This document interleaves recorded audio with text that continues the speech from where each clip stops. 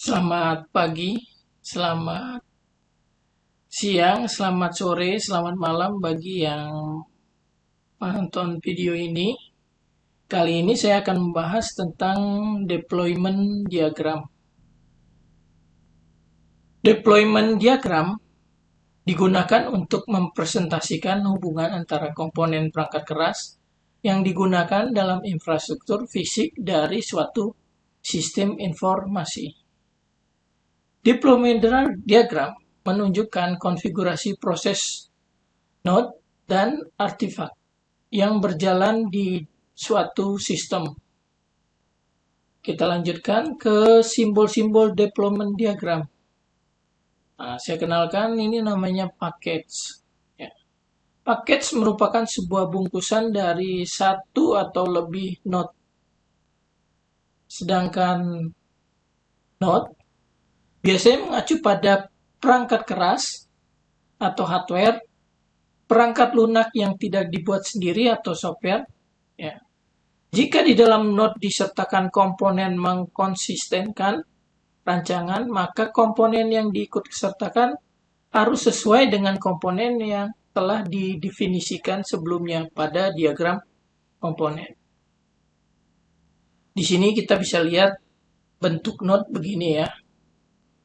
Nah, sekarang kita lanjutkan ke simbol berikutnya, ketergantungan atau dependensi. Ya. Ini gambarnya titik-titik panah, ya.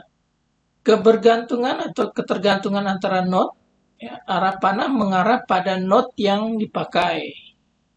Nah, ini ketergantungan gambar simbolnya. Selanjutnya kita masuk ke link. Simbol link bentuknya garis. Ya. Ini relasi antara node. Sekarang kita masuk ke simbol berikutnya, namanya artefak. Artefak ini adalah spesifikasi perangkat lunak atau basis data. Contohnya bisa berupa tabel, database, tampilan database, atau komponen, ya, atau perangkat lunak. Biasanya dilabeli dengan nama. Dapat berisi stereotip, ya, dapat berisi stereotip. Untuk secara khusus memberikan label, ya. Jenis artefak, ya, jadi diberikan label jenis artefak. Misalkan file, sumber, ya, tabel basis data, file yang dapat dieksekusi, dan lain-lain. Nah, ini bentuk lain dari node. Jadi penggambaran node itu bisa aja begini. Ya, ini bentuknya untuk fisik ya. Nah, sekarang kita lanjutkan contoh aplikasi perpustakaan ini ya. Di sini kita buat gambar node ya, node aplikasi server untuk sistem informasi perpustakaan. Nah, ini kita buat node artefaknya sistem informasi perpustakaan. Nah, dihubungkan. Sedangkan node yang berikutnya ialah SAMPP. Ya, kita menggunakan DBMS atau Database Management Systemnya SAMPP. Di SAMPP ada apa aja sih? Ada servernya Apache, ini lokal servernya.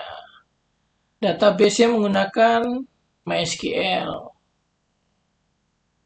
Dan di sini kita juga menggunakan artefak DB perpustakaan. Ini ya. Semua berrelasi ke yang membutuhkan, misalkan perusahaan pasti kan membutuhkan yang namanya MySQL dan Apache sebagai lokal server. Penggunanya siapa sih? Personal komputer, ya, atau artefaknya klien yang menggunakan sistem informasi perpustakaan. Ya,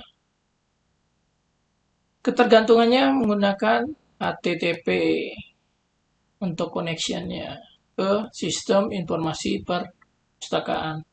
Saya kira sampai di sini dulu untuk contoh aplikasi perpustakaannya, untuk deployment diagramnya, mudah-mudahan bisa dipahami. Saya kira sampai di sini dulu. Sampai jumpa di pertemuan-pertemuan berikutnya untuk bahas tentang UML. Terima kasih.